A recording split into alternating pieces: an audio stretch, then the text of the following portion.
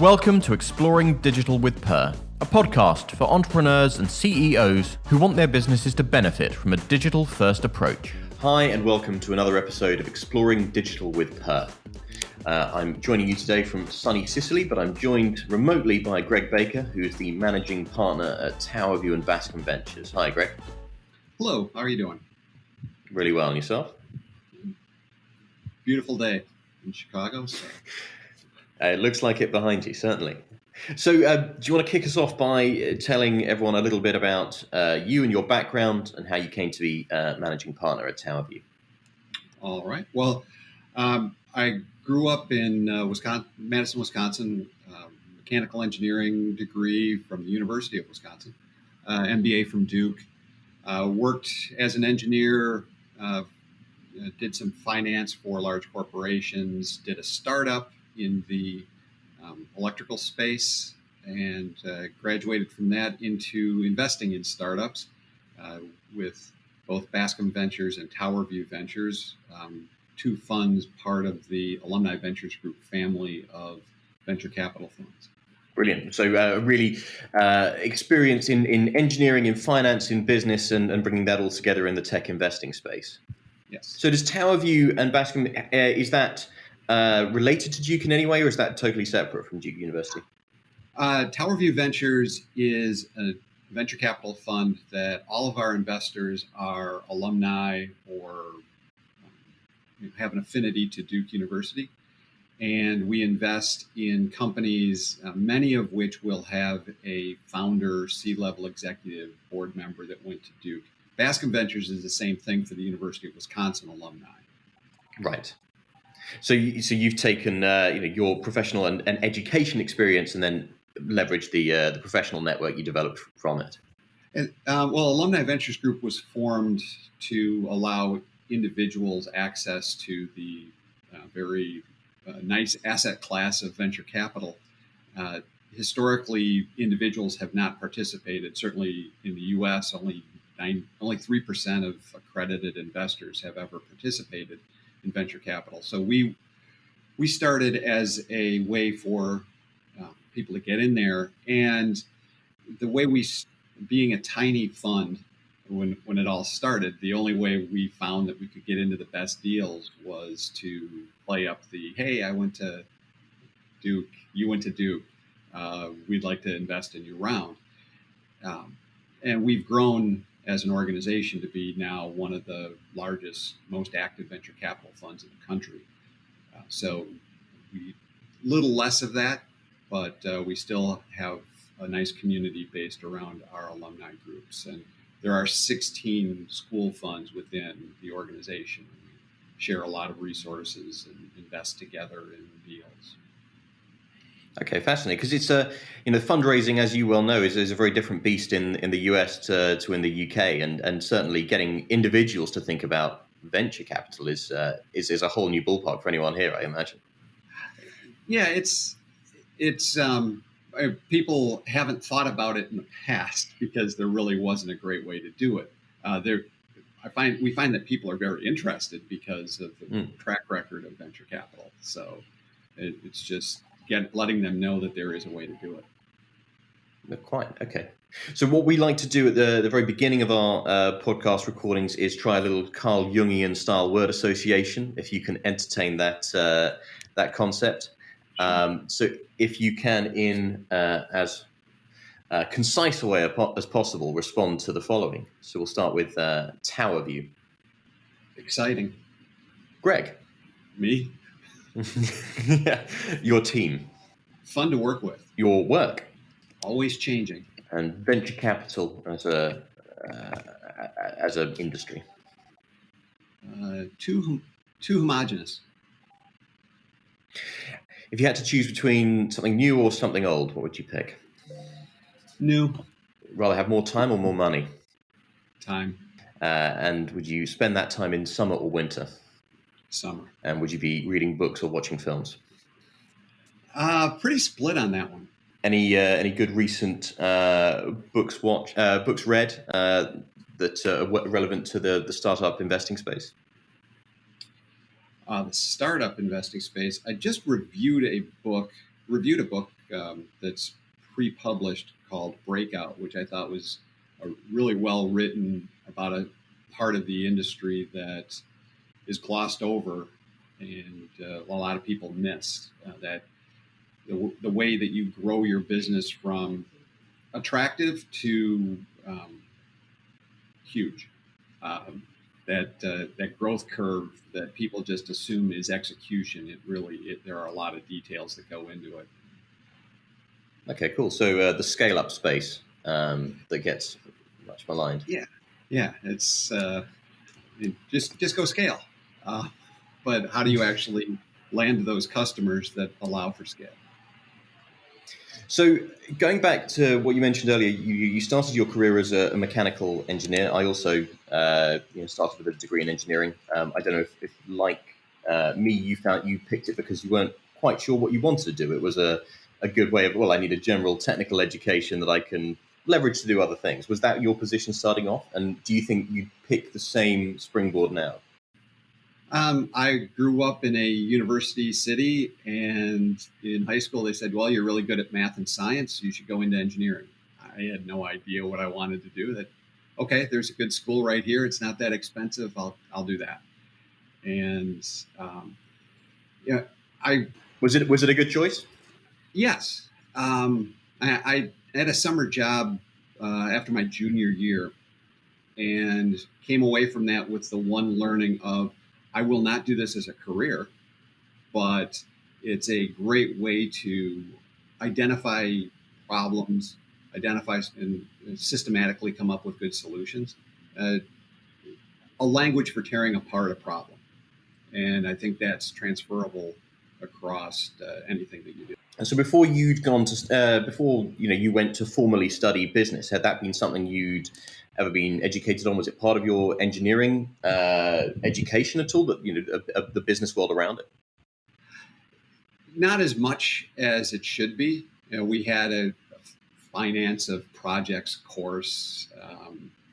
And in my job as an engineer, I tried to get myself involved in as many different things as I could because I already knew that the engineering wasn't what I long-term wanted to do. So, and I gravitated towards the business side of it. Yeah, I think it's a really difficult thing that university, well, engineering courses in particular, have struggled with. I know in my course, there was a certain amount of educating engineers around starting and running businesses because they saw that many would go on to do that. But it was so general, and people have to pick the route they want to follow and study further, I think. Yeah, and you've got so many courses that you're trying to cram into a 4-year or 5-year experience of learning to be an engineer that are required. There just isn't space for it. And quite. We had, I think, one elective a year where we could do something that wasn't engineering part of the core curriculum. So adding those to be business classes would be tough. Yeah. But so would you still, if you were to go back and say to your 20-year-old self as an undergraduate, would you say, no, keep going with that course? Would you say do work as an engineer or go straight to do an MBA? What would be your piece of advice for your 20-year-old self? I really like the path that I took. The engineer, work for a few years, then get the MBA. I think the MBA, a lot is added with the work experience. Quite frankly, and the people at Fuqua will hate me for saying this, but I didn't learn a lot in the classroom. Business was, the math side of it was easy because of the engineering background. And the rest was just reinforcing some things that you generally know anyway.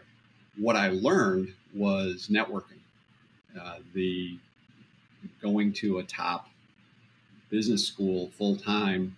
Spent a lot of time with your classmates, and some of those classmates have been great for my career, and it taught me how to get to know other people and appreciate that and continue to build a network. I think that if looking back, a perfect career based on my age, I probably would have gone more into the computer side of things. Would have been a great timing, but not disappointed with yeah, the path that I ended up on. So is the exposure to the development of the computer and subsequent digital age something that it wasn't a primary interest of yours, and has it become a greater interest through like venture capital world? I actually was a primary interest. I started with Texas Instruments right out of college, and the week after I started, the cubicle next to mine was converted into the room for the new CAD system. So I stayed after work and taught myself how to do 3D modeling on our new CAD system, which got me into new projects. I ended up having some great experiences with some of the early stage um, CAD work. I was in the Boston area, so I got to meet some of the pioneers of that space. So it was always something I was fascinated with. It's just I didn't study it, and I didn't become a pro. I can program a little. I would have forced myself to program a lot. Yeah. I don't think it's necessarily one of those things you have to study, but it is something you just need to make the time available for. Yeah, and I think I would have, had I focused more on that coming out of school, I may still have been something of an engineer and a self-taught business person.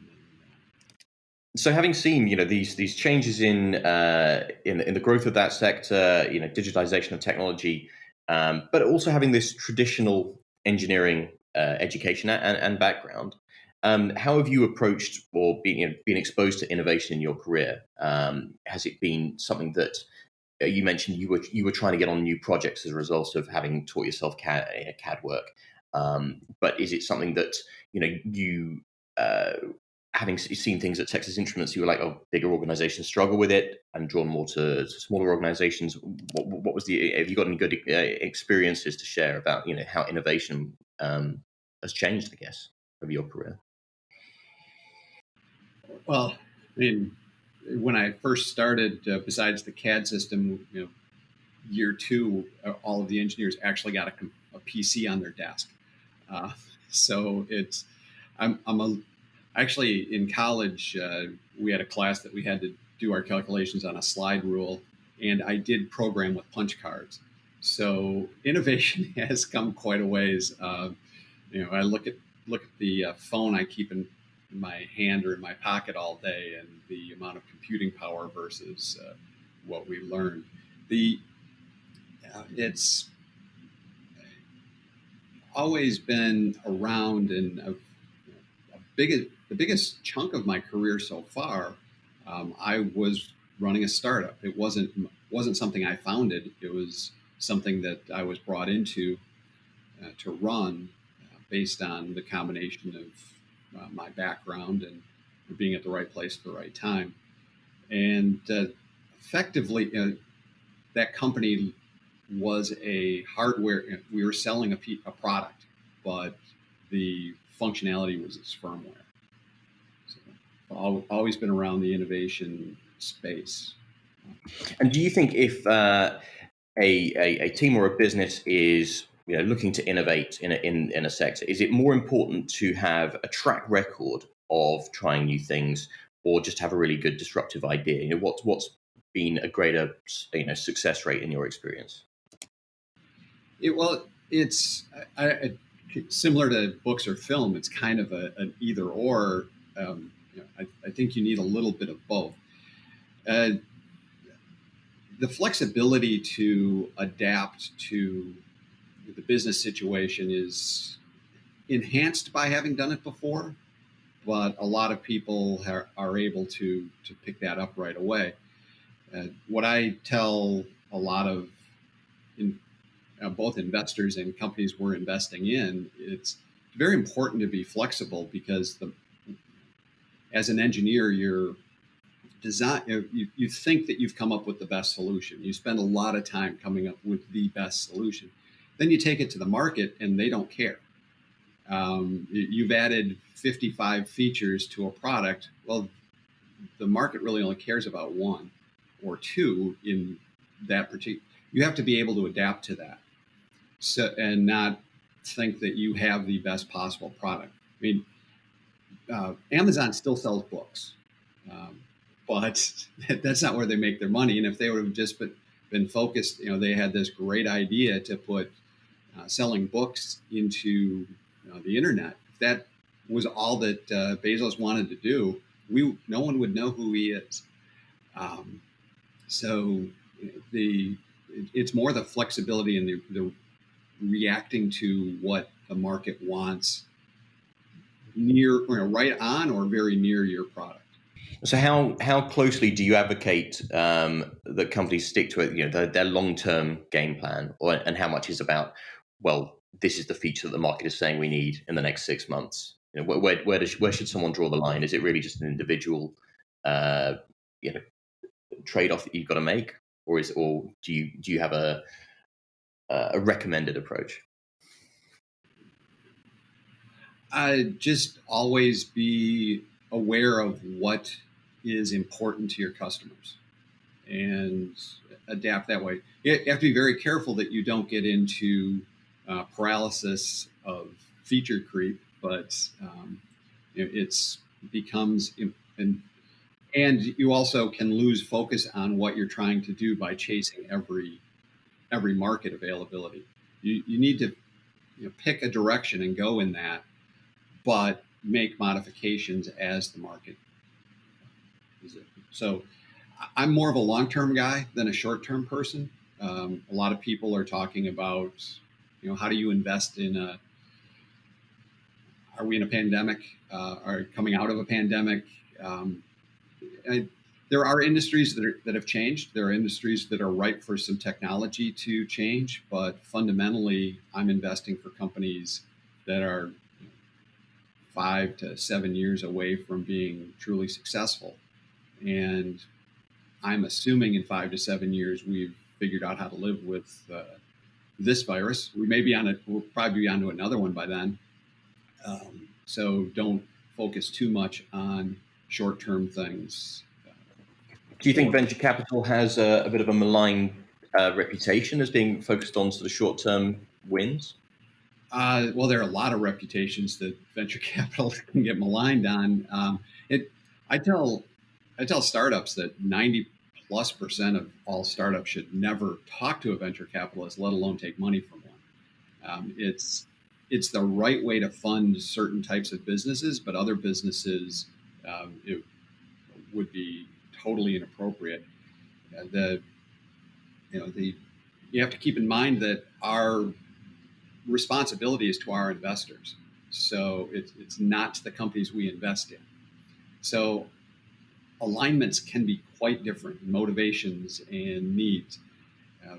Venture capital, I don't think it's a short-term problem. It's a tremendous focus on unicorn successes, which can drive companies out of business by making the wrong decision for the overall success of the business, but the right decision to maximize growth in a relatively short period of time. So as a private equity, as a venture capital style investor, if you're looking at a potential startup, what is it that would inspire you about the way they've innovated or the way they've structured their team to say, no, that's our unicorn? Is it just the technology, or is it the wider setup?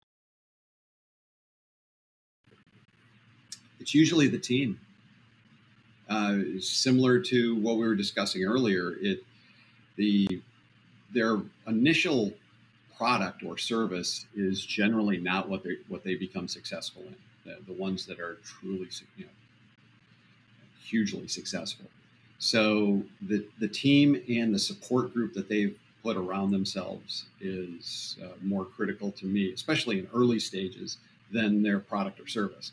The product or service has to be, a legitimate product, and have a legitimate market size that can cause growth. But it's going to be the team and the way they execute on what they have that drives them. As someone who has built companies and investor networks off the back of education networks, effectively people who come out of the same universities. Is it more important to see people who've studied together or worked together? Do you give preference to people who've worked at the same company as engineers, or could it be a group of students? Is that commercial experience absolutely critical to you, do you think? There needs to be some commercial experience. It doesn't need to necessarily be on the team. It could be the advisors or their board. Mm-hmm. I, Facebook, they're clearly not the most popular company these days, but very successful company. Very successful company that was mostly a group of students, and but they needed some adults in the room, for lack of a better term, to give them some guidance on what's the best thing to do. And you can get that work experience and the business experience in a number of different ways, not necessarily just on your team, but generally I'd like to see some work experience on the team. Yeah, but it's interesting that the Facebook example that you suggested, because the technology they started with is not what's made them a success. It's it is the team they put together, and the long-term strategies that they put in place. Yeah, of the big players right now, Google and eBay. Well, Google's so diversified now, but maybe eBay is the one that is somewhat highly successful in doing the same thing they started with. Yep. But if you take the more kind of exciting unicorn companies, it's the companies founded after the sale of PayPal, which was the spin-off it was a service company to support eBay. Yeah, it's the people who have been moderately successful, but not I'm going to retire successful, are fun people to invest with, because they know some of the landmines to avoid, and they have that experience, but they're also still hungry. Out of interest, right? So there's been tons of innovation in the tech space over your career. In the last 5 years, let's say, that's been focused on things like cryptocurrencies, blockchain, augmented reality. There are some buzzword technologies that seep through. Are they, in your eyes, do they get more funding, more interest in funding, just because they're the zeitgeist, they're the thing that people are showing interest in? And do you think there's just as much opportunity for people who are exploring more traditional technologies? Right now, I think the best example is who was bothered about video conferencing software a year ago, and then Zoom had this meteoric rise. And there are a number of companies now trying to be the next generation of Zoom, and there's money chasing after that.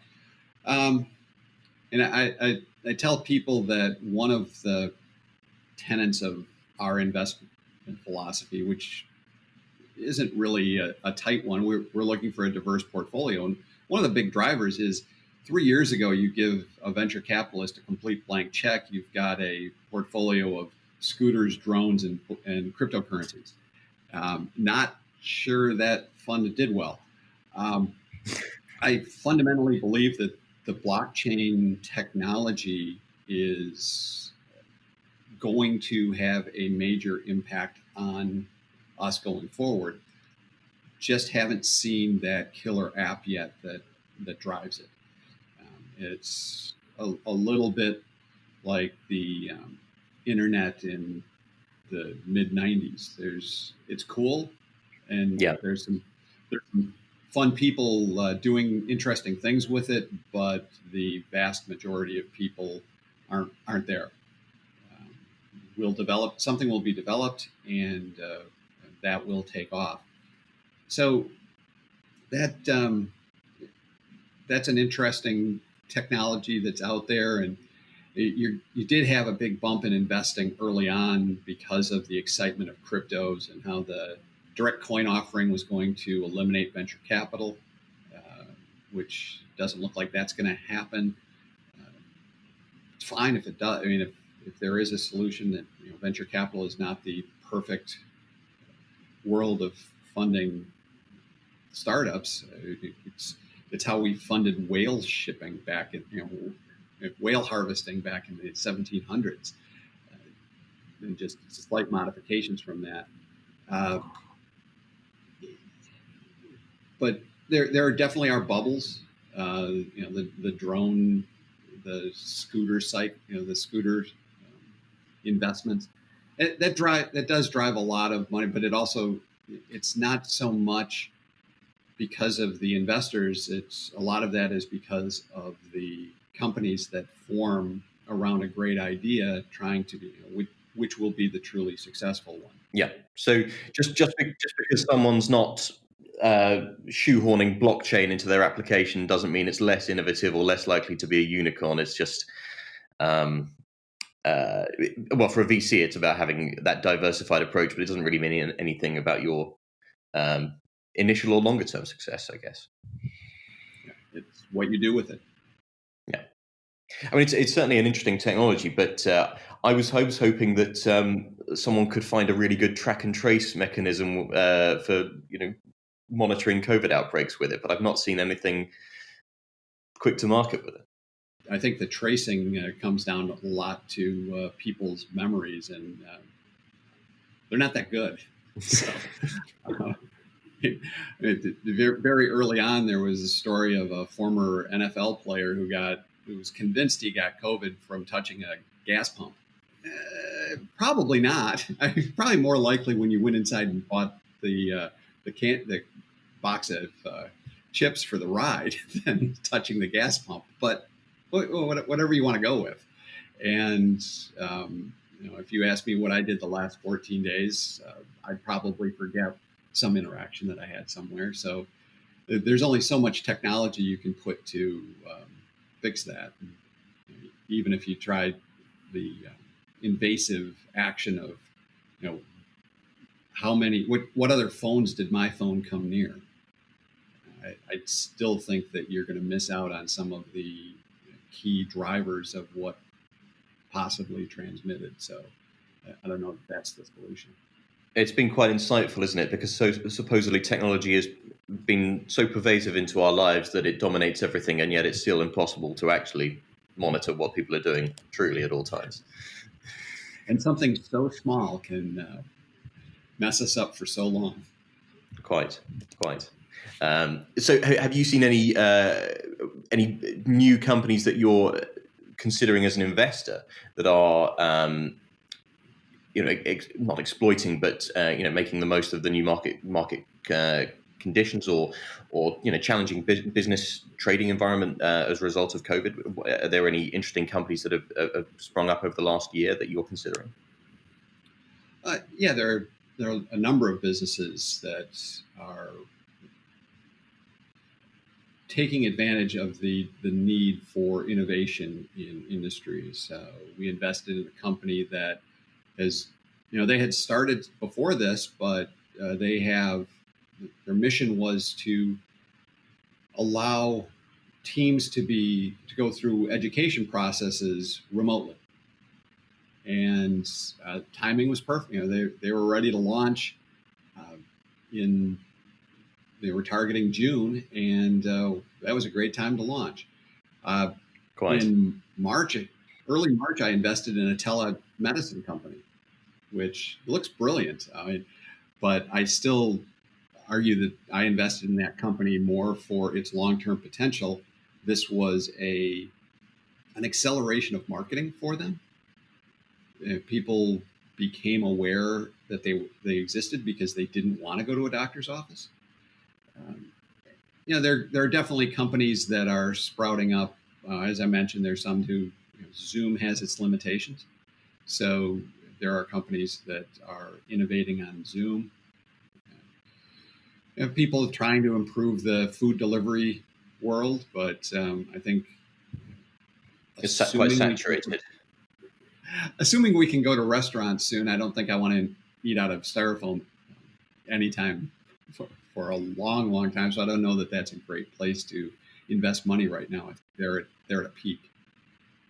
Going back to one of that first idea you mentioned in terms of supporting distributed remote learning using technologies, it seems like over here in the UK, universities are talking about how that classroom learning just isn't going to be viable for some time.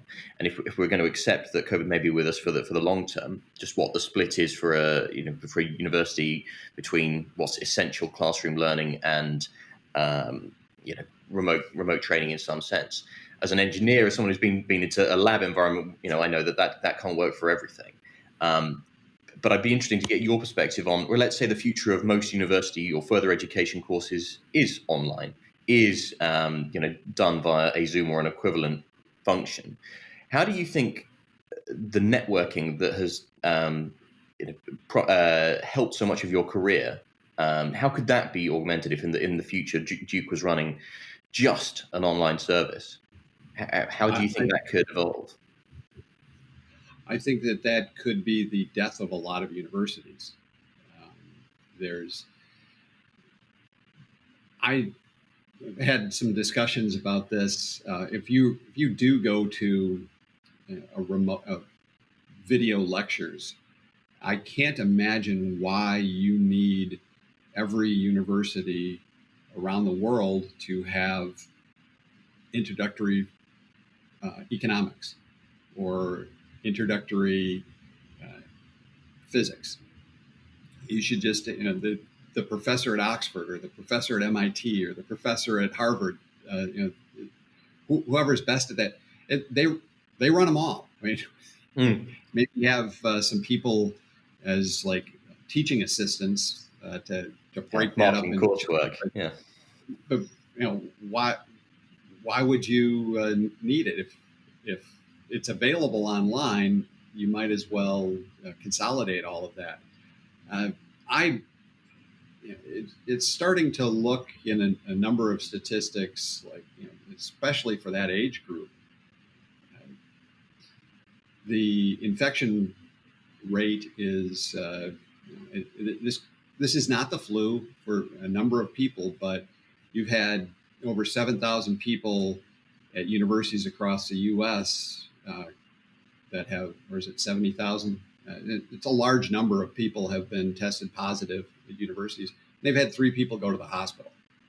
So the thought of you can't go back to classrooms, I'm not sure is totally accurate, because more people are going to get sick from the flu, or more college students got sick from the flu last year and had more adverse reactions than are getting sick from this right now.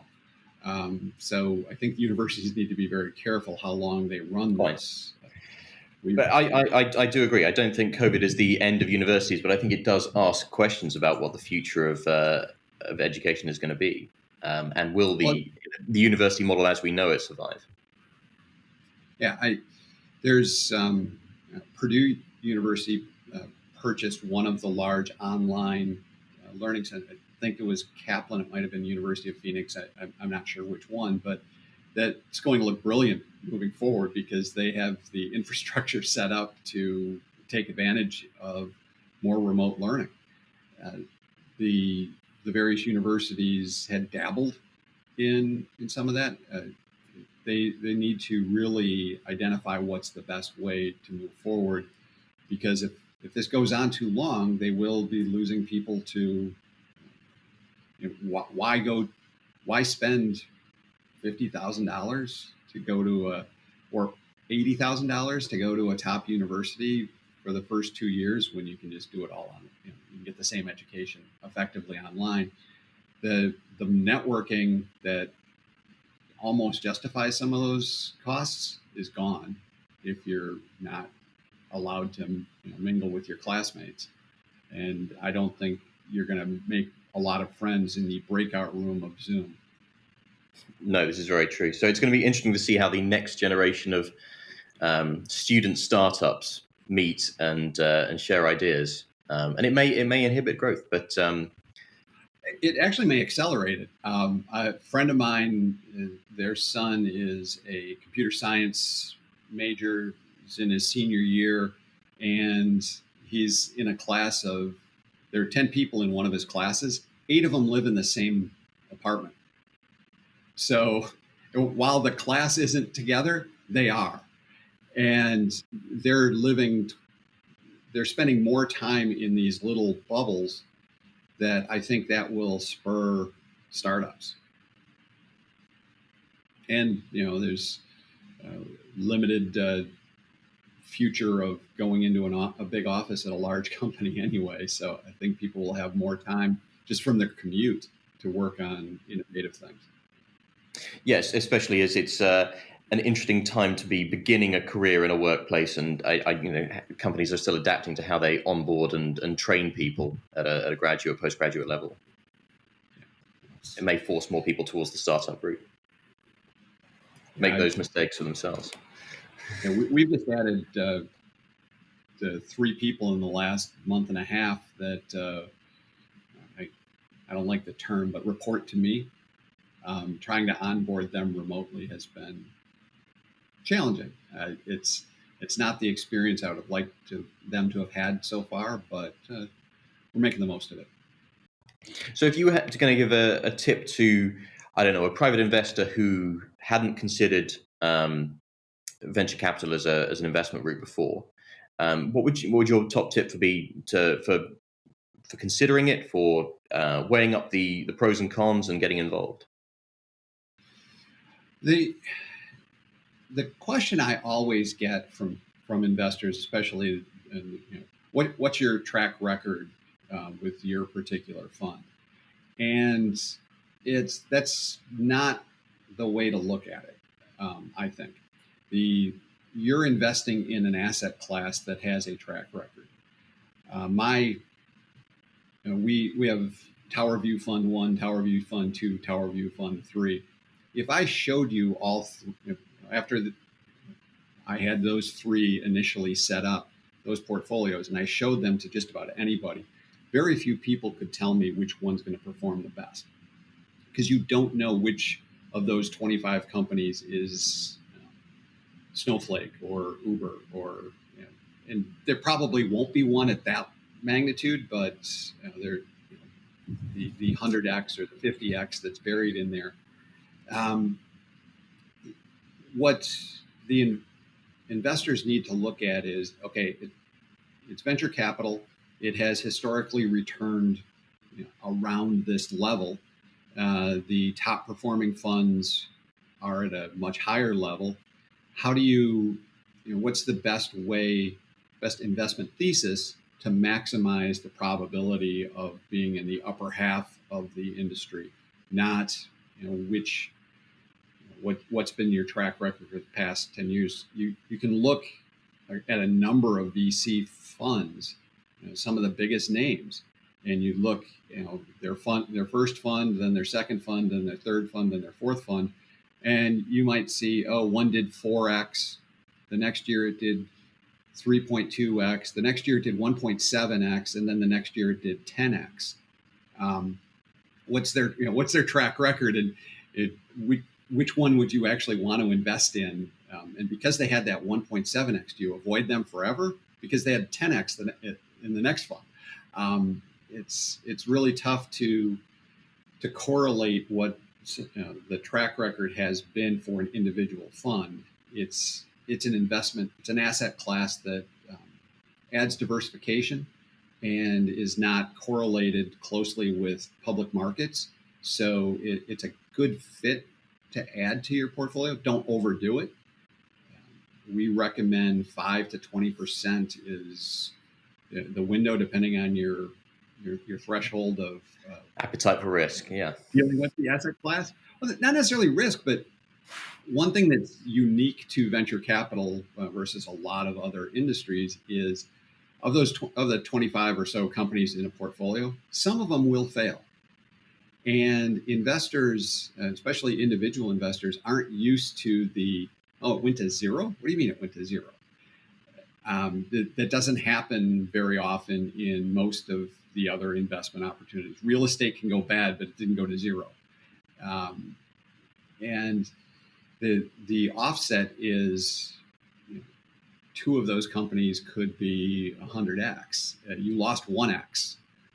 It's pretty easy to make up for that with the next successful company. So it's a slightly different mindset to look at the portfolio. If you're an investor who looks at keeps a window open with the current value of your stock, stock investments, probably not the investment for you, because nothing really changes in value very often, and there are going to be some very jarring changes in value. But overall, the asset class has a great track record, and just find the right fund that invests in a way that you think makes sense to maximize the probability of success there.